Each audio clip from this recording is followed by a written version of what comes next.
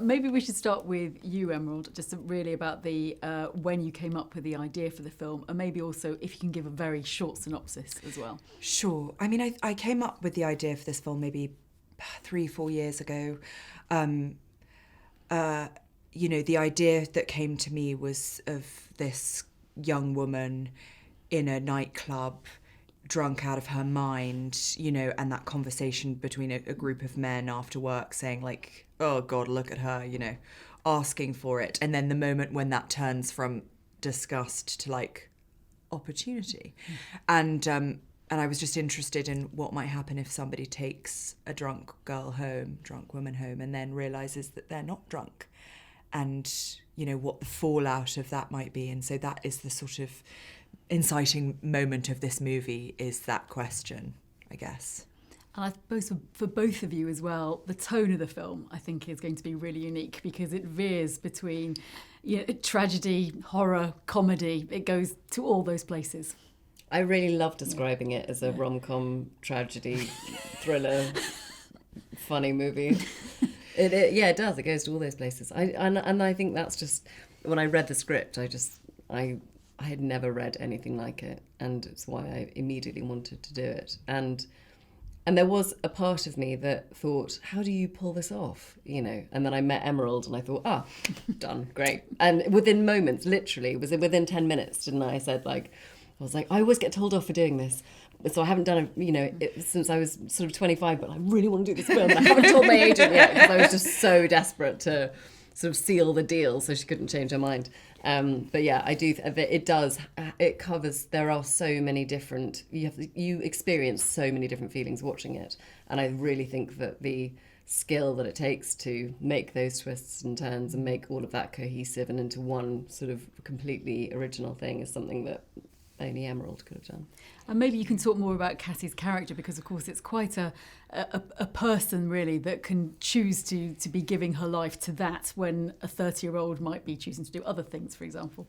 Yeah, I think she's really stuck in a time. I think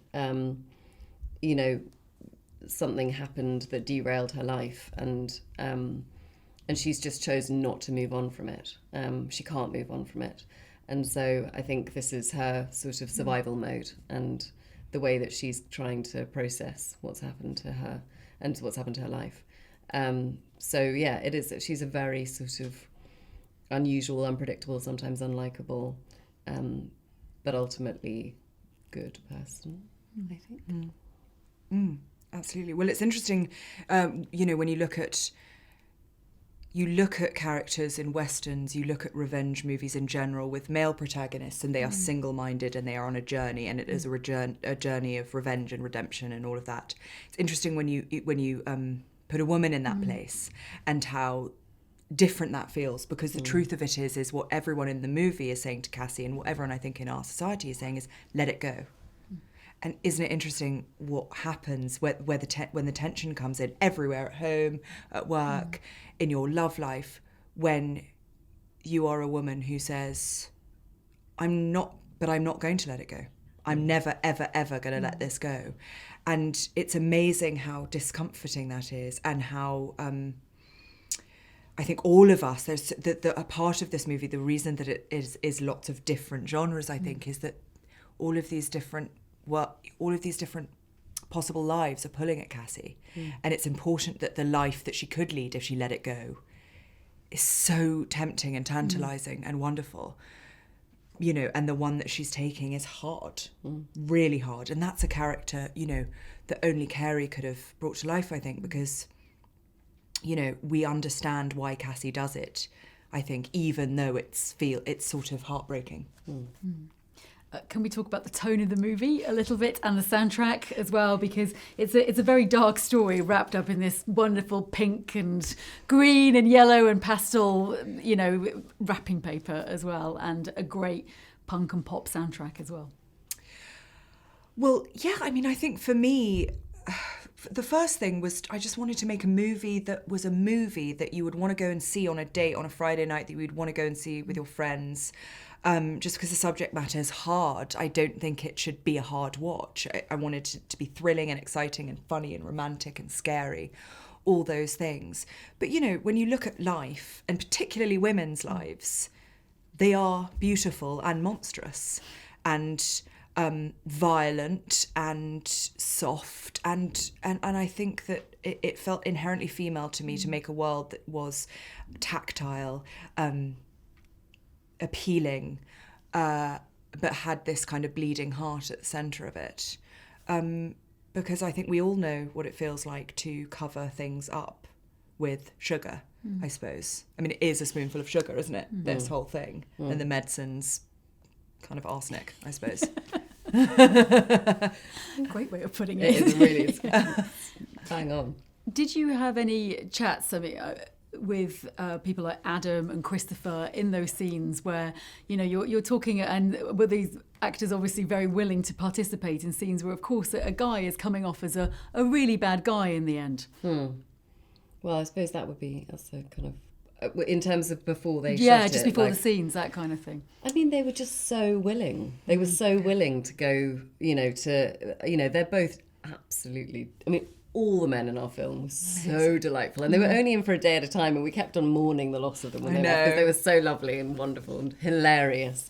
But they all got it. They all understood what this was about, and they all, and there was they're remarkably sensitive, and we did it all, with I never once felt sort of, it was all beautifully done and very, wonderfully kind of, everyone was totally aware of what we were doing, and that was very serious, but they were also really willing to go there and put themselves in the position of really sort of pushing into some of the more, which is also very funny, as well as being sort of very uncomfortable. Some of it's very funny, and that's they had faith in Emerald, I think, to sort of be able to make sure that was, but they were very open to, and it's not always easy to let yourself be the baddie, or in that sense, like a weak baddie, because they're not sort of, it's very easy to be a sort of badass guy and be like, but to be a sort of weak character, which is, and really those scenes are showing this weakness of character, and that I think is a harder thing to ask someone to do, and they really let themselves, didn't they? And they were so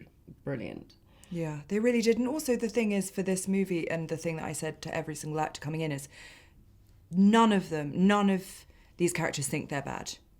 None of the things they're doing, Adam's character genuinely thinks he's in a rom-com. He's met this girl. It's just that when you watch rom-coms now, you often, the women kind of don't really speak that much. And that men are falling in love with female characters that maybe are just sitting there. And so, part of it for me was saying, you're not evil. You don't have an ulterior motive. You don't think you do.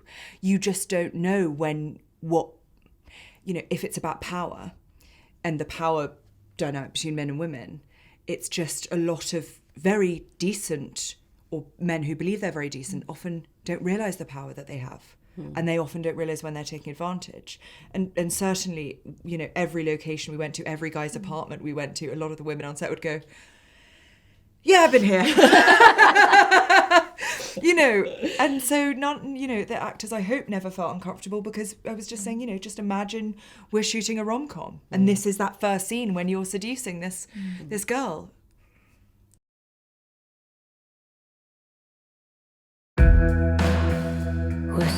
夜ごとキャシーはバーで酔ったふりをする。What are you doing? It's okay. You're silent. I said, what are you doing? 善と有望だった過去に何があったのか。What are you gonna do? It's a day of reckoning for everyone. プロミシングヤングウーマン。